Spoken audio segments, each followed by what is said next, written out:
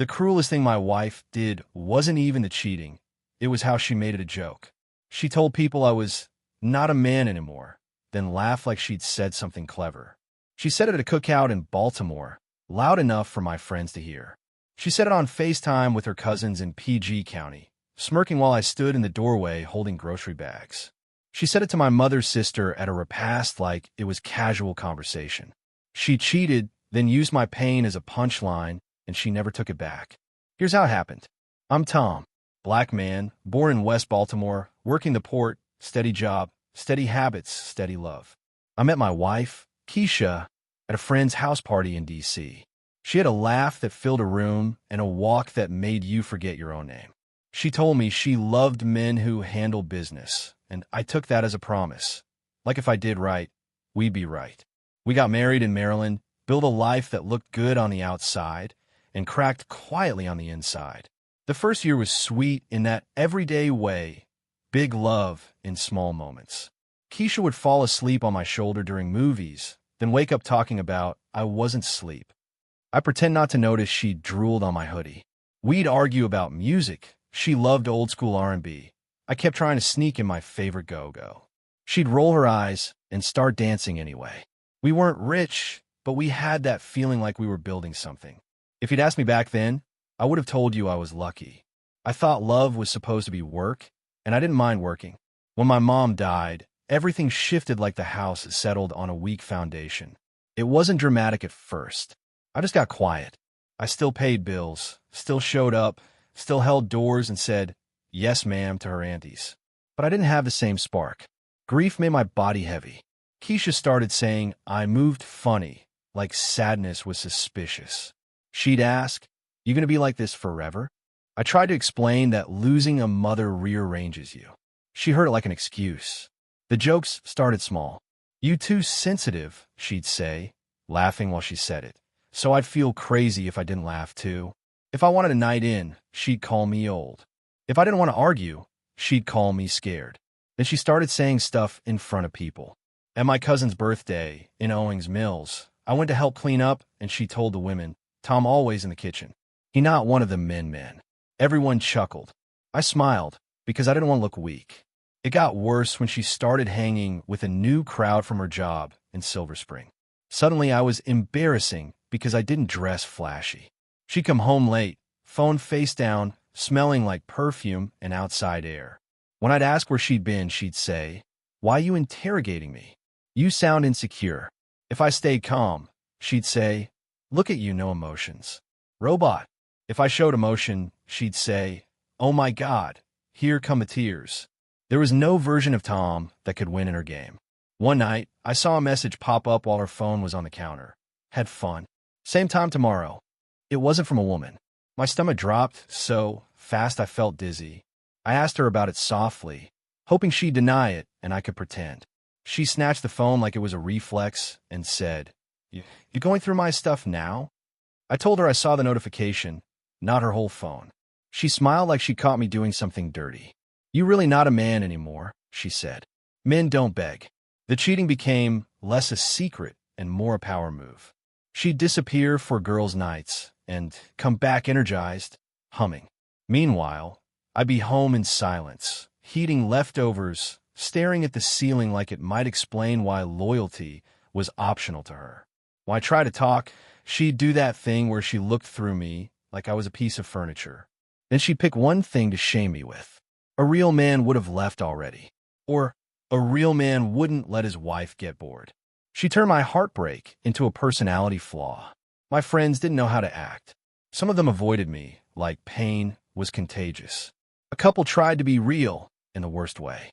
One dude at work slapped my back and said, "Man, you gotta get your mojo back." Like my marriage was a video game. Another one said, "Maybe she just needs you to be more dominant." I wanted to ask him if he hurt himself. At the port in Dundalk, the jokes traveled faster than the forklifts. I started eating lunch alone because I couldn't stand the pity mixed with laughter. Keisha's family joined in like it was a group project. Her cousin in Hyattsville said, "He probably can't even satisfy you." Her auntie said, "Men these days too soft." Nobody asked what I was carrying. Nobody asked how I was sleeping. Nobody cared that I still handled every bill and every repair while my heart did push-ups just to stay alive. When Keisha heard their comments, she laughed and said, "I've been saying that." Not one hint of remorse, just pride. I started realizing some people don't want resolution. They want a target. The humiliation got uglier. At a cookout in Prince George's County, Keisha got tipsy and put me on display. She leaned into a circle of people and said, "Tom, don't even touch me like that." I swear, I be feeling like I married my homegirl. People laughed, too loud, too long. I felt my face go hot. Someone handed me a plate like I was the waiter. I walked to the bathroom and locked the door. I didn't cry because I wanted to. I cried because my body was overflowing. Then I washed my face, practiced a calm expression, and walked back out like I wasn't breaking. At home, I started sleeping on the edge of the bed. Not because she asked, because being near her felt like sleeping next to a stranger holding a knife. Sometimes she'd text someone while I was in the room, smiling at her phone. I'd ask, "You good?" And she'd say, "Mind your business."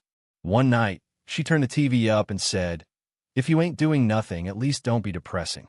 That sentence hit me like a slap because it was so casual. She wasn't angry. She just didn't respect me. It's scary when cruelty becomes routine. The funny part, if you can call it funny, was how she acted like I was the problem while I was the one holding the whole house together. The dishwasher broke. I fixed it. The bathroom sink clogged. I unclogged it. The light in the hallway flickered. I changed it. One day I replaced the smoke detector batteries, and Keisha said, "Look at you, doing your little chores." Little chores. I wanted to laugh, but it came out bitter. Meanwhile, she was spending money on hair, nails, and self-care, calling it healing, while I was quietly spiraling and still showing up. My breaking point wasn't a huge explosion. It was a moment so small it felt like God whispering enough. I came home from work in Baltimore, exhausted, hands smelling like metal and salt air. Keisha was on the couch, shoes on, scrolling. I asked if she could move her feet so I could sit. She didn't look up. "Sit on the floor," she said, like it was normal. Something inside me went calm, too calm.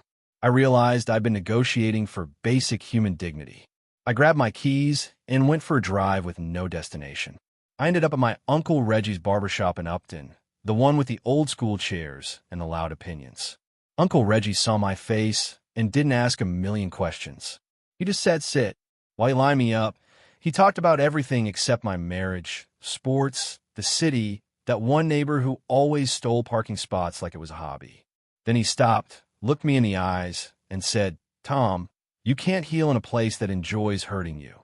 Simple. No sermon. Just truth. The kind that lands. That night, I started doing boring, unglamorous work. The kind that doesn't look like a comeback on Instagram. I opened a new bank account at a credit union in Towson and changed my direct deposit. I reviewed every bill. I listed every debt. I froze my credit because I didn't trust chaos. I started saving quietly. Nothing dramatic, just consistent. I looked up tenant rights, property law, and what documentation mattered. I didn't tell Keisha a thing. Not because I was plotting revenge, because I was protecting what little piece I had left from her sabotage. I also did something I've been avoiding. Therapy. I found a black therapist in Colombia who didn't let me hide behind jokes or responsibility. The first session, I tried to sound fine. She said, "Tom, you're describing trauma like it's a weather report." That line made me laugh. Then it made me quiet. I started learning that being strong isn't pretending you're not hurt. Being strong is building a life that doesn't require you to suffer, to prove you can endure. I'd leave sessions and sit in my car, breathing like I was relearning my own name. Keisha noticed I was calmer and assumed it meant she'd won. She started being bolder. She'd take calls in front of me. No shame, talking like I wasn't there. One time she walked in wearing a grin, so wide it felt disrespectful by itself. "Guess what?" she said. "I'm going to Atlanta this weekend." I asked, "With who?" She shrugged. "People." Then she added, "Don't start. You ain't got the energy." I nodded and said, "Okay." She blinked like she expected a fight. I went back to washing dishes. My silence confused her. Funny how toxic people react when you stop feeding the drama. They get bored, then they get angry. Keisha started poking for reactions. She'd insult my clothes, my walk, my laugh. One day she said, "You know what? You look like you asked permission to exist." I smiled and said, "Maybe." She rolled her eyes hard like a teenager. Later that week, she tried to flirt with me out of nowhere, like a switch. She touched my arm and said, "You miss me?" I stepped back gently and said, "I'm tired." Her face turned sour instantly. That's when I understood. Affection was just another tool. Around this time, life tossed me a small, unexpected kindness, Nia. She was a black woman I met at a bookstore in Washington, D.C., both of us reaching for the same James Baldwin title. She looked at me and said, "I'll let you have it if you promise you're actually going to read it, not just hold it for aesthetics." I laughed, like a real laugh, the kind I hadn't heard from myself in months. We ended up talking by the window, roasting each other's taste in music, then exchanging numbers. It wasn't instant romance. It was warmth. I didn't realize how starved I'd been for normal. Nia didn't chase me. She didn't demand my story. She just showed up like a steady song in the background. We'd grab coffee in Federal Hill and talk about everything: work, family, movies. One day I told her, "My life's messy right now." She said, "Messy isn't a crime. Lying is." That sentence hit me because it was so straightforward. We kept things respectful. No sneaking around. No pretending. Just conversation and kindness. The funniest part was how I kept waiting for the catch, because my brain thought peace was a trap. Nia was proof that it wasn't. Keisha, meanwhile, stayed committed to disrespect like it was her favorite hobby. She started telling people I was trying to be spiritual because I wasn't arguing. "He acting like a monk," she said at a family gathering in Bowie, laughing. "But don't worry, I'm still having fun." Everyone laughed with her. It was disgusting. I looked around at the faces I'd once called family and realized I didn't need their approval. I needed my own stability. On the drive home, Keisha said, "See, they know. You weak." I didn't answer. I just drove, hands steady on the wheel, heart steady on the plan. My lawyer's office was downtown Baltimore, plain and quiet. The lawyer, a black woman with sharp eyes, asked me what I wanted. I said, "Peace and a clean break." She asked for documents. I handed her a folder thicker than a phone book. She raised her eyebrows and said, "You've been preparing." I told her, "I've been surviving." We discussed the house, finances, timelines, what's realistic, what's provable. It wasn't about destroying Keisha. It was about removing her access to my life. When I left the office, the city air felt colder, but I felt clearer. The romantic scene that surprised me most wasn't candles or flowers. It was sitting on a bench at Inner Harbor with Nia eating overpriced fries, watching tourists struggle with the scooters like they were fighting invisible enemies. Nia laughed so hard she snorted, then covered her mouth, embarrassed. I teased her, and she flicked a fry at me like it was a weapon. We talked about what love should feel like: safe, honest, mutual. She didn't try to save me. She just treated me like a whole person. When the wind picked up, she offered me her scarf. It smelled like lavender. I almost cried, but I laughed instead. The day I decided to end it, I didn't feel dramatic. I felt tired, like a man closing a heavy door. Keisha came home bragging again, talking about some trip, some man, some attention. She wanted me to react. I didn't. I slid an envelope across the counter while she was mid-sentence. "What's that?" she asked, already smirking. She expected a love letter, an apology, a begging note. She opened it, and the smirk collapsed. Notice to vacate. Filing paperwork. Dates. Instructions. Reality in black ink. For the first time in a long time, she didn't have a clever joke ready. Keisha tried every trick except remorse, because she didn't have it. She yelled, then she laughed, then she called her family like backup dancers for a performance. Her cousin called me petty. Her auntie said, "A real man wouldn't put a woman out." I asked calmly, "A real woman wouldn't put a man through this." Silence. Then more insults. Keisha said, "You think you did something?" She tried to bait me into a fight. I stayed quiet. It wasn't weakness. It was control. The paperwork did the speaking. People hate that, when you stop giving them a scene and hand them consequences. Karma hit her in a way that was realistic, not magical. The man she'd been cheating with vanished the moment she needed a place to stay. No rescue, no grand love story, no ride or die. Just unread texts and lame excuses. Keisha called him on speaker once, furious. He didn't answer. She stared at her phone like it betrayed her. I didn't smile. I didn't gloat. I just kept moving. Her family, loud as they were, didn't open their doors either. Everybody had an opinion, but nobody had a spare bedroom. That's how it goes. Drama is entertaining until it needs a couch. Moving day was strange because it felt quiet and loud at the same time. Keisha packed with angry movements, slamming drawers, muttering insults. She tried to degrade me one last time.